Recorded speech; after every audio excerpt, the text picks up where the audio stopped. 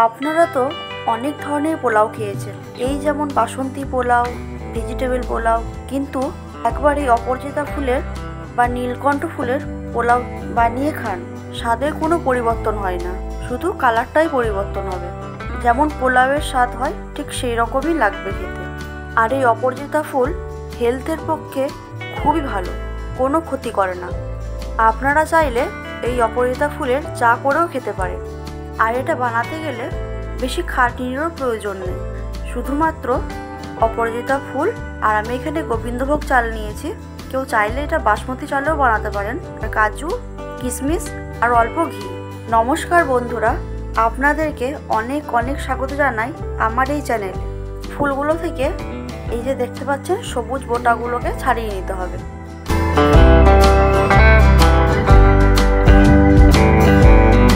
এবার জল দিয়ে এটাকে ভালো করে ধুয়ে নেব, যাতে কোনো পোকা টোকা না থাকে। বেশি এটাকে টিপে ধরে চলবে না।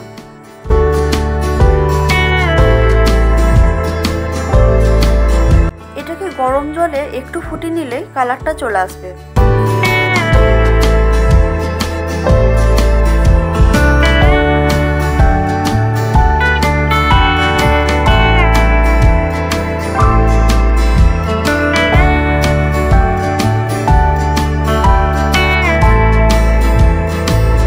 দেখুন ফুল থেকে পুরো কালারটাই ছেড়ে দিয়েছে।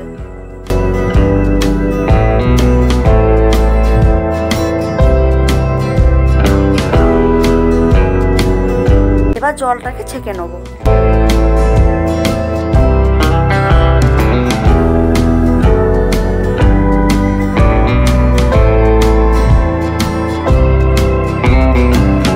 গোবিন্দভোগ চালটাকে 10-15 মিনিটের জন্যই ভিজিয়ে রেখেছিলাম।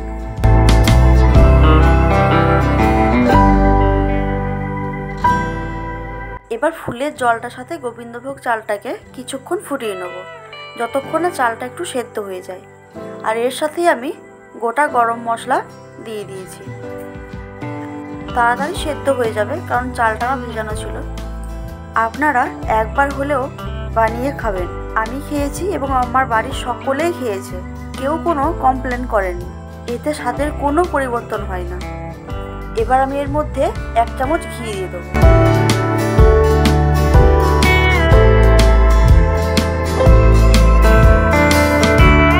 চালটা সেদ্ধ হয়ে গেছে। এবার এটাকে নামিয়ে কিছুক্ষণ আমি হাওয়াতে রেখে দেবো ঠান্ডা হওয়ার জন্য।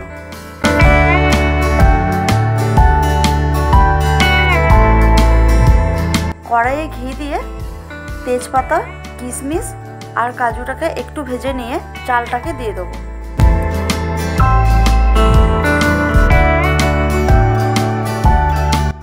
এবার স্বাদ মতো নুন চিনি দিয়ে দেবো। বাস, এবার একটু নাড়াচাড়া করে নামিয়ে নিলেই তৈরি আমাদের অপরাজিতা পোলাও বা নীলকণ্ঠ পোলাও।